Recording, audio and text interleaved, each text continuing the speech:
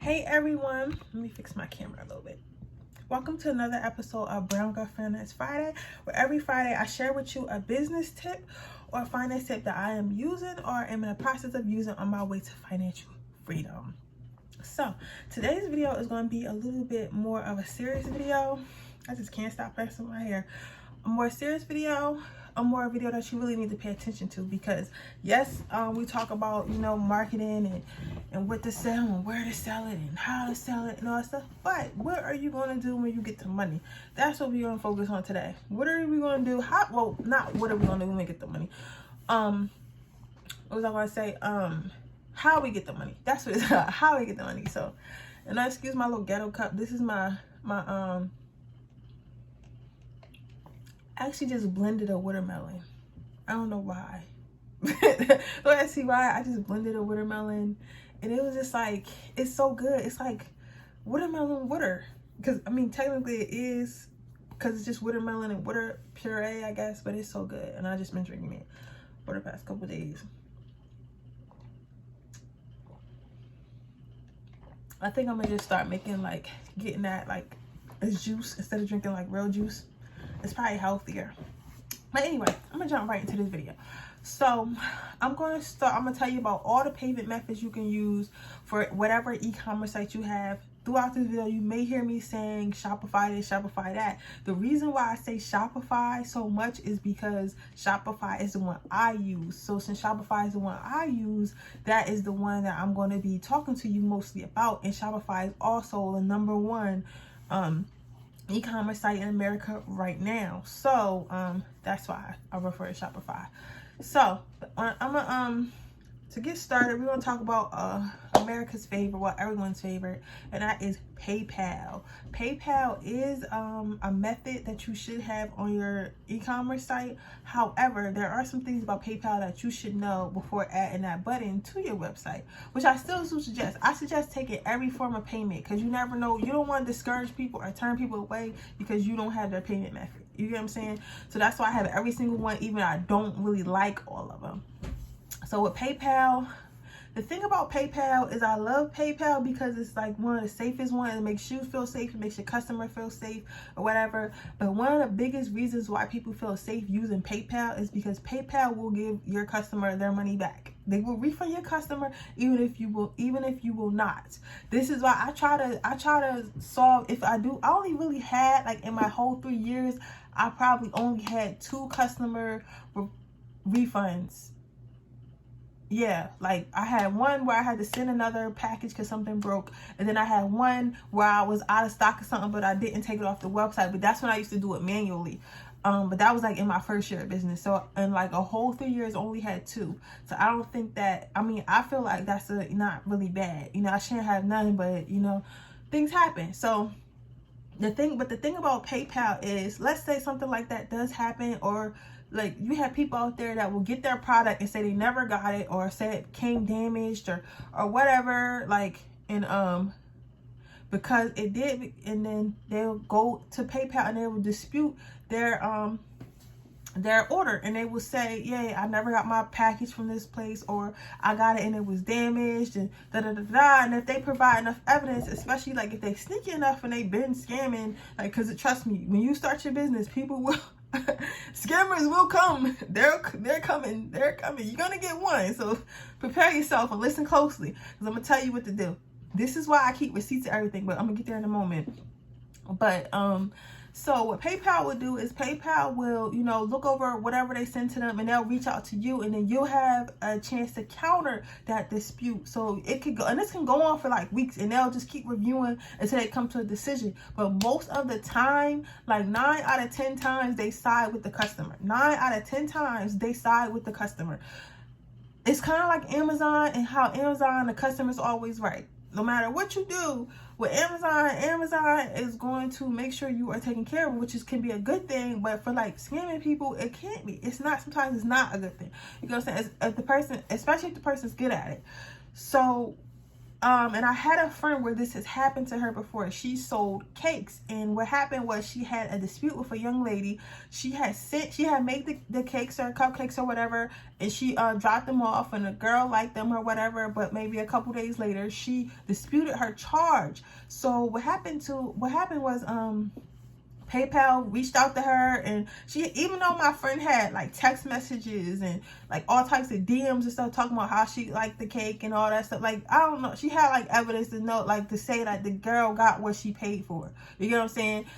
But even still, PayPal ended up giving her money back. And that can happen a lot with PayPal. That is why if you ever do business with like an influencer or like try to do a shout out page or whatever, and I'm gonna show you how to do those one day with another video. But if you ever do stuff like that and they actually use PayPal, they're going to ask you to do friends and family, because once you do friends and family, you can't do that. So if you do it through business, you can have a dispute or whatever. But if you do it through friends and family, as you just sending like cash to your friend or your family, you can't. They're not going to open like a whole investigation and stuff like that. So it's kind of like uninsured. So that's why they always say that. And that could be a good thing, but that could be a bad thing, because if you send some friends and family to somebody and they don't do what you asked them to do or whatever the agreement was, it's like you can't really file a dispute. Like you got to dispute that with your credit card, and who wants to do all that? Because if you do all that, most of the time they shut your card down and they do all that nonsense. You got to get a whole other card and change your card, you know, who wants to do all that? You know what I'm saying? So you just out your money. That's why when I do business with them, I don't like using PayPal. You know what I'm saying? So that's the thing about PayPal. The other thing is on a business side. The next thing about PayPal that you should know, on the business side, when you do a transaction through PayPal and they pay you through PayPal, you as a business owner have to pay fees to PayPal. Like PayPal takes anywhere from 5 to 20% out of whatever you make when they send you that money. So that means that every time you make a payment through PayPal, like let's say you write somebody an invoice or something like that, or they pay off PayPal like with on your website or whatever, PayPal takes a cut of that money out. So you don't get all your money. You know what I'm saying? You don't get all your money. It takes a percentage of your money out. And that's you know, who wants to keep doing that? You don't want to give away all your money. But still, even though it does that, I just deal with it. And that's why I make my prices to the point where I'm making my money back for the product and the packaging and any other extra fees. So I always add, like, let's say I spend $500 on stock. I sell that stock for at least $1,500 plus another $100, so $1,600. Because that extra $100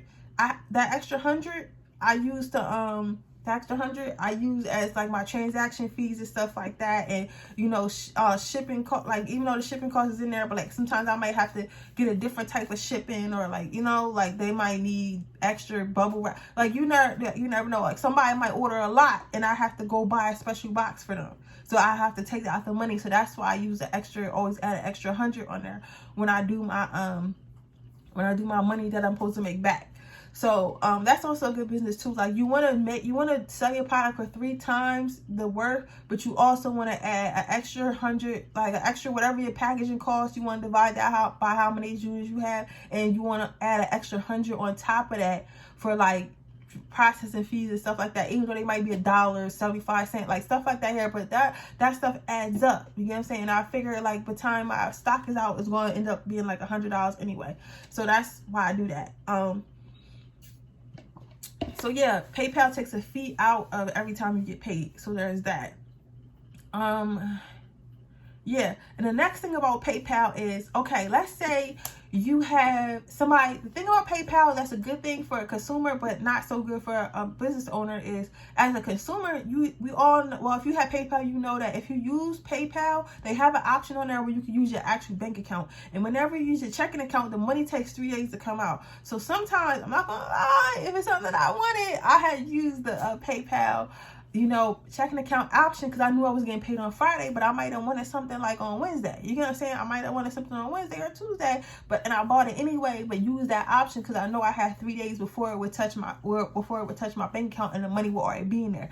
Now, the thing about that is when somebody does that on their PayPal account to your business, the money will actually say hold, because I had a couple of sales like that before, like with my ebooks, people would buy them and they'll say the money is holding, because what happened was the 3 days passed and the person didn't have the money in there, so PayPal couldn't take the money out. So since PayPal couldn't take the money out, the fee, it just says, it's like it don't let you touch the money either until they get the money. Until they get their money, you can't get your money. So it just say, oh, X amount is on hold. But technically, especially if it's an ebook, you're done, because they already got the ebook. So my thing about that is, if they use PayPal and they pay for the ebook, right, and they already got the ebook and they never put that money in the account, unless they just shut down the account, you never get that money back. Like, it's just done. Like, but you already sent them the product. And even if you do it with a physical product, even when they pay that PayPal, you have to send that product out. You can say your money is on hold, but technically it'll show up on your Shopify as an order that needs to be fulfilled. So you can use your own discretion to whether or not you want to ship out that package until it goes off hold. You can email the customer like, hey, it says your payment is on hold. Until I get your payment, I can't really move forward with you. Or you could just go ahead and ship it out and just wait for it to say that they have their payment. That's on you, because sometimes it'll say it went through. Because I had a business like that. I had a issue like that before, but it was like with an ebook or something, and it had went through, and I could have, I could have did something where the link didn't go through or whatever. I locked the person out until I got the money, but it said it was already paid for. So I sent her the ebook or whatever. But then it says and I went back to it and said my money is on hold. So it actually like held the money until the PayPal got that money. So that can happen too. Like like PayPal can get money, and a lot of people don't even know that, because I didn't know that until I really started getting until I really got into e-commerce. So PayPal can get mad shiesty, like it can get mad shiesty. So you gotta use discretion when using PayPal. However, PayPal is good to use because PayPal is trusted among many, and PayPal is the safest because PayPal doesn't give out your actual information. With PayPal, you have a whole nother like PayPal number, card number or whatever, and the customer is giving you that number, so it's not their actual account to their actual like bank account, if that makes sense. So that's what makes people feel safer, because it's their PayPal account and not their actual bank account. So if you was a scammer or somebody who could see that information, they wouldn't be able to you wouldn't be able to get to where they get paid from their job and all that stuff. You just get their PayPal, and they can just shut that shit down and make a new one. You get what I'm saying? So it's like it's no big deal. So there's that. The next form of payment that's a must-have on your Shopify account or any account that you have is Sizzle. Now, Sizzle is a buy now, pay later that allows your customers to buy the product now and pay in like 4 installments. So let's say you got something that costs $20 on your website. It allows the customer to start off by paying $5, and then they have 4 weeks to pay that next $15. So they have basically the rest of the month. So the thing about that is good, because most people buy on impulse. It either takes people 7 times, they have to see something 7 times before they buy it, or if they buy on impulse due to any type of emotional trigger. You know what I'm saying? And you have to have like a good ass ad to get that emotional trigger. But if you do get that emotional trigger and they're like, oh, I need to buy it, but I don't got the money right now, some people will use Sizzle, especially if they don't have a credit card, because Sizzle is not a credit card. It's just basically like a company that allows you to pay them in installments. And I guess like if you don't pay them on time, you gain interest. It's like with any other credit card. So that is a must-have on your website for, because you might have something and you might sell out of stock real fast, so they know they have to get it there and now. So they might use Sizzle, to get your product before it sells out or whatever. Or just might want to get it before they got really the money to. So that's another one that's a must-have on your website. The next one is Stripe. Now, Stripe is basically it helps you. It's a payment method to where they could just use their debit card or debit card or Stripe account. I think Stripe has its own like account thing, so they can use that too. So Stripe is just another type form like a Visa, stuff like that. It's just like PayPal, but not really, because they don't have all those features that PayPal got. So you can use Stripe. You need to have Stripe, because some people who like using Stripe see Stripe and they're like, oh, I know what Stripe is, I like using Stripe, so they'll use Stripe instead of putting there. Because what happens is a lot of people feel comfortable using third-party websites that they trust instead of just entering their credit card information straight on the website, because they feel like, I don't know who this is, or I don't know what they can see and stuff like. Even though really Shopify don't show you shit. I can't see none of my customer information. The only thing I can see is their address. That's it, and that's to send a product out. I can't see nothing else. I have not seen a credit card number, a checking account. I can't see none of that. Like, I can't see no information except for their address. But people still, if you don't do e-commerce, you don't know that. You get what I'm saying? So you're not sure. So with that,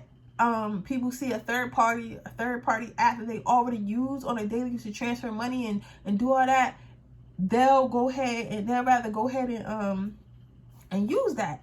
So I wish they put a Cash App on there. I'm gonna look and see if it is one, but that's a side note. But yeah, so that's why people feel more comfortable using third-party apps. That's why you should have all the third-party apps on your website. Now, the thing about Stripe is, I don't like Stripe, me personally, because the way I have mine set up, Stripe, if somebody paid with Stripe, my Stripe money will go right into my regular bank account. As for like the one I use for my bills and like my job and like all my extracurricular like money activities, like it'll go in that account, and I don't like that. I have a separate business account, I have a separate stock account, I have a separate investments account, I have a separate savings account. I got money in all types of banks. It's because, you know, I'm out here trapping. I can't have all my eggs in one basket. You feel me? Like, it's like, nah. But I was just saying, like, I just like to have my shit spread out. You know what I'm saying? Because if one bank try to, you know, do me crazy, I can go to another bank. You guess, or if I do got shut down one card here, I know I can use this card until that card go in the mail. Or I just like to have different options and always have cash. So I just like to have, you know, different options. That's just me. I don't know. I just like to have options. Like, I gotta have a backup plan for a backup plan. I gotta have at least 4 different options before I'm asked out. That's just me. So yeah. So the thing about Stripe is, Stripe account goes straight into my bank account, which you can set up, but you can also set up to go somewhere else. So I don't like that, because if I'm not paying attention, I fuck around and spend that money. Even though I'm trying to save, I'm going to save my money to just my business money just until I get 6 figures, and that's when I'm gonna start using my business money to pour back into my business. For now, I'm just gonna use my personal money to pour back into my business, because I don't need a personal life, because I have a business, and that's my baby right now. So that is that's what I don't really like about Stripe. But you could set up to go somewhere else, but that's my personal thing. And Stripe really don't give you no freaking like warning. It just put the money in there. You be like, oh, if you're not watching, like I watch my accounts, that's why I know. But sometimes I forget. So it's like, if you're not watching it, like it'll just dump money in there. You're like, oh, what is this? Like, you know, it'll just dump money in there. So that's the thing about Stripe account. It don't really give you that good of an update. You gotta check. That's something you gotta check on. The next thing, oh, did I tell you about PayPal and their percentages? I feel like I said something about their percentages. I did. I said PayPal takes a percentage out of your business. So we want to leave that alone. Stripe takes a percentage out as well. I believe it's anywhere from 10 to 12%. When you make a payment, and somebody makes a payment through Stripe, they take a percentage of your money out. So there's that. That's another reason why I don't like Stripe. Yeah, so there's that. The next one that you gotta have, this is not really an app that you can get. This is not an app that you can put in your site, but this is a account that I use for my money.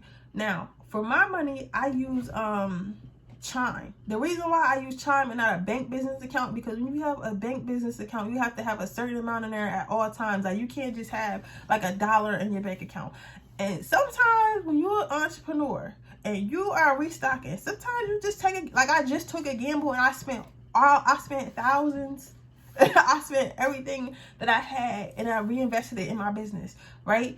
And I reinvested that in my business because I'm trying to flip it. Ain't no point in just having to sit there. So that's what I do. I invest, reinvest, buy and reinvest. You know, I just keep reinvesting and keep reinvesting and keep reinvesting and keep flipping it and keep flipping it and keep flipping it. This is my biggest flip that I've done so far. But when I'm done, you know, I'm gonna have a couple dollars in there, so it's gonna be lit. So the thing about yeah. So the thing about why I don't use a regular bank account for my business, because with a check, with any business account, you can't just go in there and take money out whenever you want. Like, you can, but sometimes it'll get flagged. Like, it might get flagged. It might get flagged, or they might think it's some type of fraud, and you might have to keep dipping in there because you might need, you know, more of this, more of that, more of that, more of this. So the thing about that, it's like, it's so many rules. And it's so many rules. It's so many rules with a business bank account at a bank. So I don't really like rules. I don't really like, you know, all that mess. Like, I pays my taxes. I do what I gotta do. I do it. Don't get me wrong. But no one says you have to have a business account at an actual bank. You just have to have a separate account for your business. So you can't have your that's why I gotta fix my Stripe, because you can't have your money from your business going into your personal account. You have to have your business has to have its own account. That's what you need to have. So that's why I use Chime, and my Chime account is strictly my business account. When the name is not even under my name, the name is under its own, like, my business entity. I open that account with my business entity, so it's my business account, and that's where my money goes in Chime. The thing I like about Chime is whenever money goes into my Chime account, it sends me an email, and it sends me an email of how much went in there, what date it went in there, and it sends me of the overall balance. So I don't have to go log into my app and all that stuff. Like, when when the money goes in there and the deposits in my my Chime account, it'll send me a little email, and I could just swipe down a little bit, and I could look in there right quick. Okay, such and such went in there. Okay, this is my balance. Okay, cool. Swipe, and I don't gotta worry about it, and I could just check it like that. And then at any point in time, I can go back to those emails, or I could just log in, you know. But I'm lazy, and I check my emails anyway every day. So since I check my emails every day, I'm just, while I'm scrolling, I always tap it there. Okay, this is how much I got in there. Cool, boom, like, you know what I'm saying? So that's what I like about Chime. Chime, all the money that you make goes into Chime. They don't take out no fees or nothing like that. There's no overdraft fees. So let's say that you was using your Chime account and you try to buy some shit. Like, because with Chime, you get a little card too, like a little debit card. So let's say you was trying to buy some stuff with your Chime, right? And you went to the store, or you was trying to buy from your wholesaler online or whatever. And it bounces. Instead of giving you a fee, an overdraft fee, it'll just decline. So you don't have to worry about, you know, overdraft fees and nothing like that. Like, with a business account, you can't do that, because if you do that and it overdraft, you have an overdraft fee. Like, that's what I'm saying. It's too many rules. Like, when you first start, when you got big money, when you got big money, and you got, like, and you start to hit 6 figures, you gotta put your money in a business bank account at that point, because you gotta have people that manage that money and stuff like that. And I would also, honestly, I would put it in an account that got like a high yield like account. You know what I'm saying? Well, no, I'm not gonna say that. That's something else. But when you have when you first start your business, you want to try to save money. So you don't want to be getting overdraft fees and, like, transaction charges, and you don't want to be doing all that. So you want to use the best bank account that's not going to take from you. So that's why I like Chime. So that's my my favorite part about, that's my favorite transaction thing that I use. So what you do is you open a Chime account, open it under your business. Don't open it under your name. Under your business, open a Chime account, and you link that Chime account to your Shopify. So when people pay you through Shopify, it will go straight to your bank account, your Chime account. And honestly, if you get the card and you're not about to use it, just put it up somewhere. Just put it up somewhere where you're not going to readily grab it, and just let that money pile on there, and just keep investing your own money into it. You know what I'm saying? So that's pretty much it. So that's pretty much it. That is my video on the payment methods and the pros and the cons of all of them. I wish you guys much luck on your business. I wish you guys like so many orders. That sounds so stupid. Like, I wish you guys so many orders. I don't know, you guys. I just, if you're watching this, I appreciate you watching this. I really hope that you're doing well in your business, and I really hope that my videos are helping you, because I remember when I started and I didn't have no one to help, and sometimes I still look at me getting teary-eyed. Sometimes I still like don't have no one to help me, and I just have to figure it out. And every time I figure out something, I just want to tell someone else, so that way you don't have to go like searching trying to figure out, because I know it can be hard, and I know it can be like overwhelming, and you don't know what you're going to do some days and stuff like that. Like I know how I feel. So it's just like I just want to help what I can. Like I don't know everything, you know, but I do know a lot, and I've came in these 3 years. I started in 2018. That's 3 years. Damn, in these 3 years I've learned so much. Like I've grown in my business so much, and I can't wait to see where I am when I hit that 5-year mark. I can't wait to see where I am when I hit that 10-year mark. Like I just can't wait to see, you know. In 10 years I'll be like, what, 35? Yeah, I'll be like 35. I can't wait to see where I'm at. I plan to be a millionaire. I plan to be, you know, multi-millionaire. But you know, speak it to existence. But I just, you know, my videos will get better. I've found a location, and I will be having a new setup, and you know, new aesthetic for you guys. And hopefully I'm getting like I don't know if I want to add like a whiteboard or whatever to teach like certain fundamentals, but I'm going to probably be doing that too, like to make it easier for everyone. So I'm excited to look forward to what I got coming, and you know, I'm moving, making progress. So thank you guys so much for watching my video. I really hope it helped. If it does, share this video. Please comment down below any type of videos that you might want to see. Please comment it down below what your business is. Like leave your Instagram to your business, leave your Instagram to your personal Instagram, so we can all follow each other and be friends. And with that being said, I will see you next Friday, brown girls. Bye.